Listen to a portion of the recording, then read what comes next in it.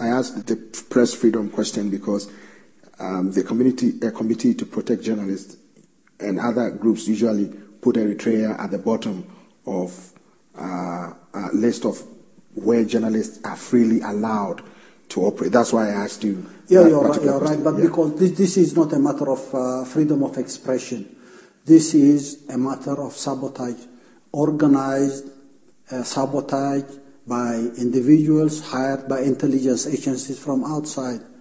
And this is no secret. You can go and refer to WikiLeaks. We've even ignored some of these individuals who've been working with foreign governments, taking money, providing distorted information about the reality here. Even when we know that, we simply ignore them because they're insignificant, they don't mean anything here. Mm-hmm. But this is not a matter of freedom of expression or not freedom of expression. It's a matter of external aggression, physical and material involvement in how the governments deal with that. I mean, it's ironic because people would say about safety. I mean, when George Bush was saying he wanted to make America safe and fights wars thousands of kilometers, he had the right to protect the United States, even by going beyond limits. We are a very small country, and when there is external aggression coming, I think it's our legitimate right to protect our national security. And this has nothing to do with freedom of expression at all. Now, Mr. President, your government has been concerned about the border between Eritrea and Ethiopia. Legally, it has been agreed. Physically, it hasn't been. And your government has always expressed concern that pillars have not been put in place to clearly demarcate the border. Although your government said the legality is on your side, the legal ruling is on your side, what are you doing about it? Because your government seems to be frustrated that... Not at all. No. We are very relaxed. Okay. We are very relaxed. A frustrated person cannot wait for 10 years. The verdict has been there for quite a long time. There are no controversies there. And imagine, we look at it from a historical perspective. We aspire to, in solidarity with the people in Ethiopia, to create a new opportunity for both the people in Ethiopia and Eritrea and the region as a whole. And our fight during the 90s and 80s was ultimately aimed at achieving these shared goals. We couldn't do that because of external intervention. I'm not talking about regimes here or there or government here or there. That's not an issue. We've lost an opportunity because of this irrelevant fabricated border issue. We could have lived without it. We could have overcome it or left it behind us. We could have fostered very solid relationship with the people of Ethiopia. We've lost that opportunity. That may be a concern, not the border issue, whether it's demarcated virtually or poles put in place there to demarcate. That's irrelevant. It's resolved. What concerns anyone is the opportunity we have lost. And who has created this crisis? It's not the government in Ethiopia alone. The government in Ethiopia, because of its internal problems, may have tried to benefit from this crisis and keep it on so as to justify other things. Otherwise, it's irrelevant. Technically, it doesn't make any sense. Legally, it's resolved. And we're not worried about this. We're not even thinking about that. The problem is for the United States government that has intervened continually without any justifiable reason, legal or political, to keep us hostage to this crisis and to this border conflict. I mean, why wasn't it implemented? Do you think the government in Ethiopia has all the might to mobilize or even dictate its conditionalities on the Security Council? Could that have been possible without the direct involvement of Washington? That's the main issue. That's where we are trying to address the issue. We're saying, leave us alone. Leave us alone because we have lost an opportunity. We would like to build on our future without your interference. And this border problem is resolved. So, Mr. President, how you talked about a missed opportunity to foster good relations with Addis Ababa. How can you regain that? How can you foster good relations with your neighbor, which not only transcends the people of Eritrea and the people of Ethiopia, but transcends the region, to make the region stronger, to improve security, to improve, working together to bolster security and ensure peace in the region? It's a problem of the ones who are blocking this opportunity to come again, to come and be available to the people of both countries. You may be thinking about negotiating with the government here or there, or trying to make an arrangement for solving this problem. That's not the issue. It's not a question of the government in Ethiopia. The government in Ethiopia has got its own reality, its own problems, and this problem is not going to be solved. Had there been, it's a very simple, logical equation that you may have in mind. If the ultimate culprit for this crisis, even since its genesis and the time it was complicated until it led to war and finally led to an arbitration and a decision was made on this issue, the number one complicator to this day is Washington. Does anyone deny this fact? Washington may try to find an excuse behind, there has to be dialogue on what? There has to be negotiations on what? On the border issue, that's finished. You don't even have the pretext of saying there is a controversy, there is a conflict, there is this and that on this issue, and we would like to. But that's not, it's very transparent now.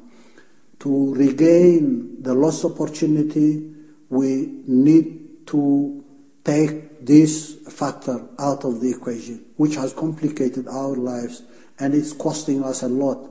I'm not blaming anyone in Ethiopia, the government or the other government. We need to know who the culprit is on this matter.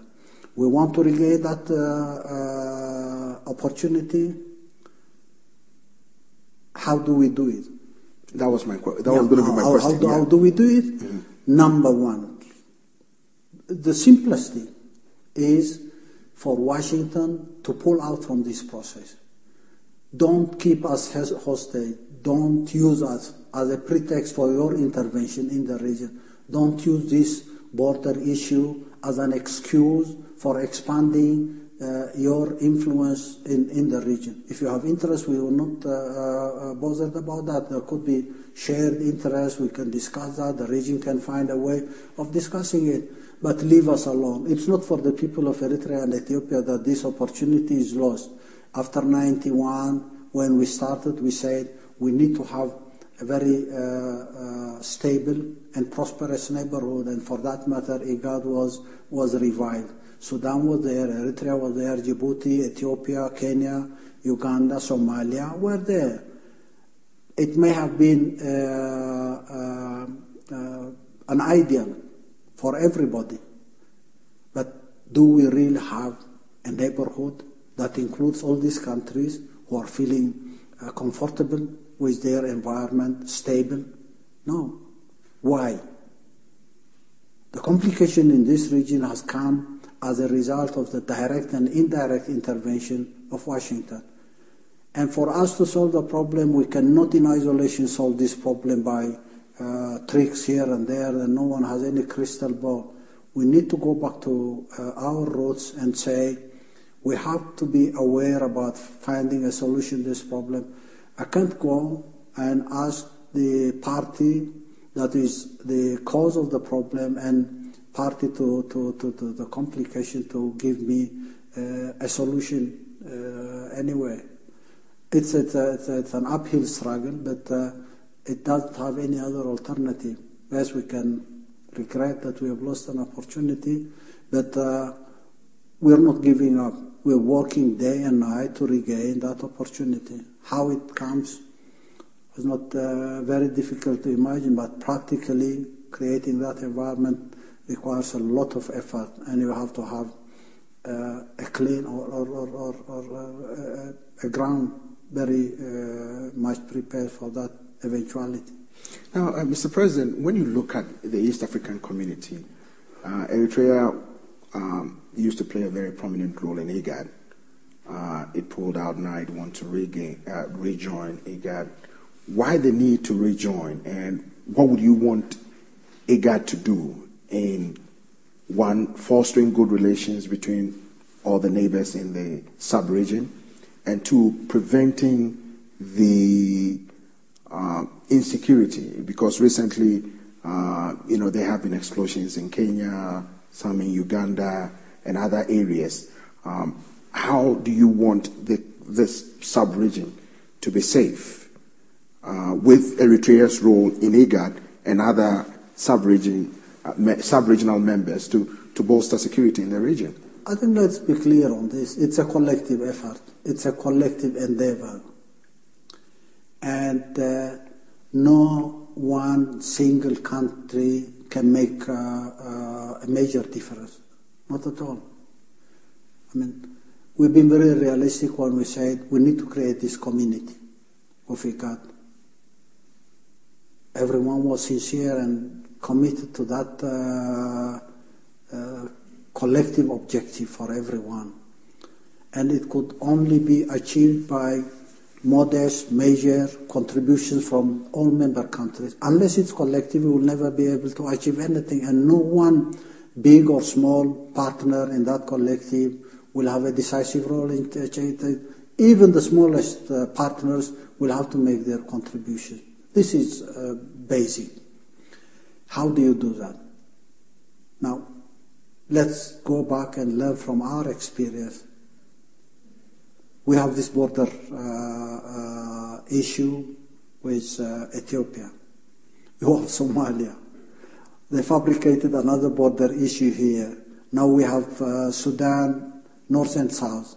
There is a problem there. You have a problem in Kenya. You have a problem in Uganda. Why haven't we been able to solve these problems? When initially we agreed that we collectively will create a stable environment that will allow prosperity for the collective. Why have we failed? We have to ask everybody else, and we have to look at it in a broader scale. It's not phenomenal here in the Horn of Africa, but it's phenomenal along the continent. The continent remains marginalized. Who is making our lives very difficult? In the pretense that there is goodwill, there is partnership, and people want to help us. That's not been the case all along. And facts on the ground can prove that. Now, let's go back to our roots and find an environment. How do we create this environment in the first place where we can dialogue? Definitely IGAD came, was a problem. Somalia, intervention 2006. It was unfair for any one member country within IGAD to interfere in Somalia without any justifiable reason. And what was the result of that? More of complication in the country. Now, are we here to create conflicts and multiply conflicts and ultimately try to be seen as wise people who solve this conflict? Or do we have a common goal and we're working and making our modest contribution to that? That's our aspiration. We would like to see that happen. We would like to see the countries in the region independently, without any external interference, to find solutions for their own problems rather than opportunistically take advantage of circumstances and work towards benefiting from support from outside. That is not sustainable. So it's a challenge we have to face, and unless we overcome this challenge, it's going to be very difficult for us to imagine that we can create a collectively stable and prospering environment. So what will you do, Mr. President, as a member of IGAD, knowing some of these challenges and difficulties that you've enumerated? How do you want to see IGAD perform? And what role can you play as the President of Eritrea to bring to bear some of these concerns, to collectively address them, to create the enabling environment you expressed to resolve the challenges in the region? We don't overextend our I understand our means. We are very realistic, but again, it's not a problem of IGAD. If you talk about lost opportunity in this sub-region, imagine the loss of opportunity at the continental level. We've been talking about the African Union for the last 12 or 13 years. 12 years have been wasted at the continental level because we had the Organization of African Union, and people said, well, this is not the appropriate continental organizations. We have to find a better organization because the founding fathers, the dreams, the ideals that were there did not materialize, and we have not achieved anything through the Organization of African Union.